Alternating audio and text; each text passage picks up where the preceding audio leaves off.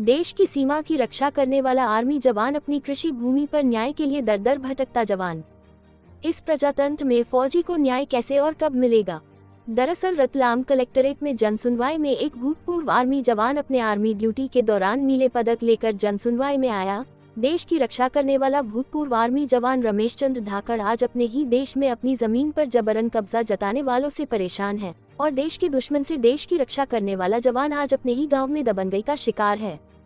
दरअसल बीते 1 साल से अधिक समय से भूतपूर्व आर्मी जवान रमेश चंद्र धाकड़ प्रशासन से अपने गांव बांगरोद में अपनी खेत की जमीन पर जबरन रास्ता बनवाने वालों से परेशान है। हालात ये कि सरपंच से लेकर प्रशासन तक आर्मी जवान की कोई सुनने वाला नहीं, जबकि भूतपूर्व आर्मी जवान रमेश चंद्र ड्रोन वीडियो के साथ प्रशासन को अन्य लोगों के खेतों में जाने के 2 रास्तों का वीडियो बनाकर दिखा रहे हैं। बावजूद इसके नायब तहसीलदार ने भूतपूर्व सैनिक रमेश चंद्र के खेत से अन्य लोगों को रास्ता देने का आदेश जारी कर दिया।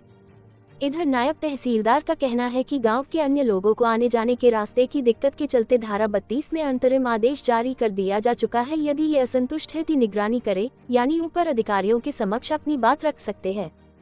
फिलहाल भूतपूर्व सैनिक अपने खेत की जमीन बचाने को लेकर आगे वरिष्ठ अधिकारियों से गुहार लगाएंगे, लेकिन सवाल ये कि जब जनसुनवाई में देश की रक्षा करने वाले भूतपूर्व सैनिक को भी न्याय के लिए परेशान होना पड़ेगा, क्या देश के रक्षक जवान को उसी के गांव के लोगों से अपनी जमीन बचाने की गुहार लगाना पड़ेगी? ऐसे में जनसुनवाई में आम नागरिकों की कैसे सुनवाई होगी?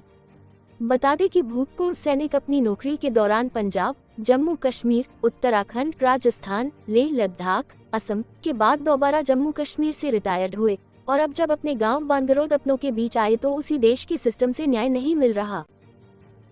आप आज पूरा आर्मी की एक वर्दी में आए हैं, कहाँ से हैं, किस तरीके से, और क्या कुछ समस्या को लेकर के आपको इस तरीके से आना पड़ा आज? जी, मैं गांव बांगरोद का निवासी हूँ। मैं एक सर्विसमैन हूँ। मैंने 20 साल सेना में सर्विस करी है। उसके बाद मैं अपने घर पे आया हूँ और अपना थोड़ा घर पे किसानी वगैरह काम देखने के लिए। तो मेरे गांव के ही कुछ दबंग लोग ऐसे हैं जो मेरी ही ज़मीन पे अपना रास्ता बना के कब्जा करना चाहते हैं, जबकि उनकी ज़मीन पे आने जाने के लिए दूसरे 2 रास्ते हैं। उसके अलावा इन्होंने आवेदन लगाया नामी तहसील में, जहाँ पे इनकी सुनवाई हुई है, मेरी सुनवाई नहीं हुई है। मैं उनको प्रूफ दिखा रहा हूँ, मेरे पास पिछले फ़ोटोज़ है, उनके खेत पे आने जाने के ट्रैक्टर वालों के वीडियोज़ है, मेरे पास सारे सबूत दिखा रहा हूँ। उसके बावजूद उन्होंने मेरे अपोजिट उनके कहने पे इन्होंने अंतरिम आदेश जारी कर दिया है वहाँ पे, और मेरे खेत में मेरी फसल को नष्ट करके वहाँ पे रास्ता खुलवाने के लिए इन्होंने आदेश दे दिया। कितने लोग हैं वो दबंग लोग हैं, कौन है, कितने लोग हैं? 2 पक्ष हैं, नानूराम जी धाकड़, और दूसरा पक्ष है बद्रीलाल जी धाकड़ और नाथूलाल जी धाकड़। ये दोनों ही मेरे पड़ोसी खेत के हैं, लेकिन उनका जो खेत है वो तालाब की सीमा के अंदर में है।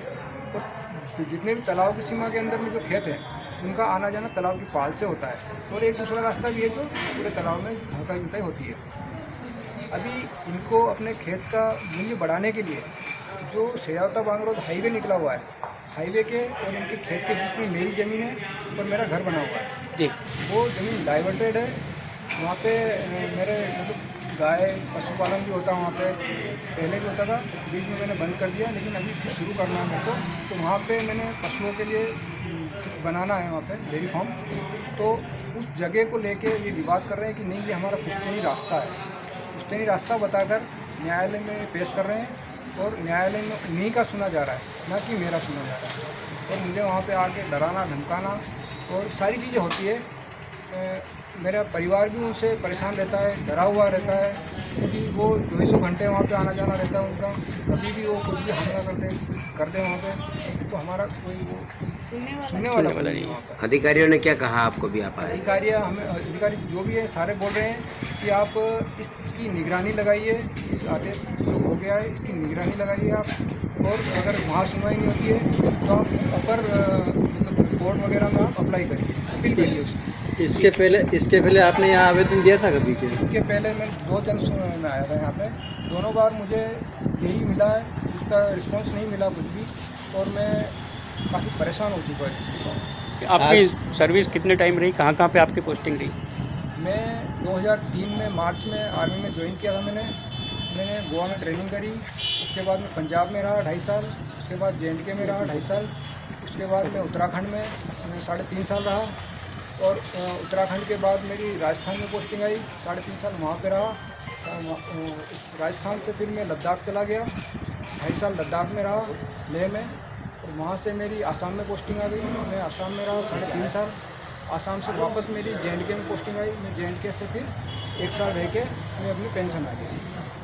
अभी 1.5 साल से मैं अपने घर पे हूँ और खेती बाड़ी देख रहा हूँ, लेकिन गाँव वाले कुछ ऐसे